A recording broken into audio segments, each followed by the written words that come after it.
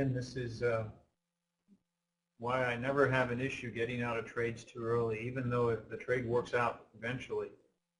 Because this is more of why, number one, I got in this trade for a certain reason. And like I said, that reason started to look not as good as why I got in it in the first place.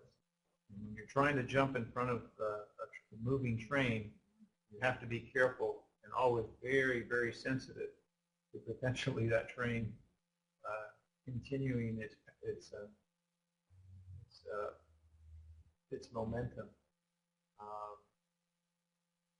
And any sign of momentum possibly swinging, you have to immediately get out. So this is really the situation where you're taking active trades, that you've got to be very much accepting of a lot of times testing certain areas and then not finding that those areas are yet ready to work out, or at least any sign of that area not wanting to work. You've got to be willing to get out and take some losses. This is why, again, some of you guys who spent time here now understand with more clarity the difference between being a passive trader and an active trader. An active trader, you're going to be taking a lot more positions under a lot more market conditions. Again, you have more trade setups and more market conditions that you can test.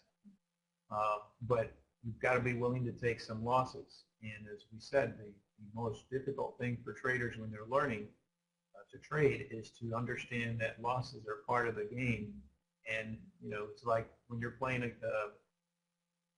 we used a lot of the sports analogy. When you're playing any kind of sports, the other team you're playing against, they also have an offense.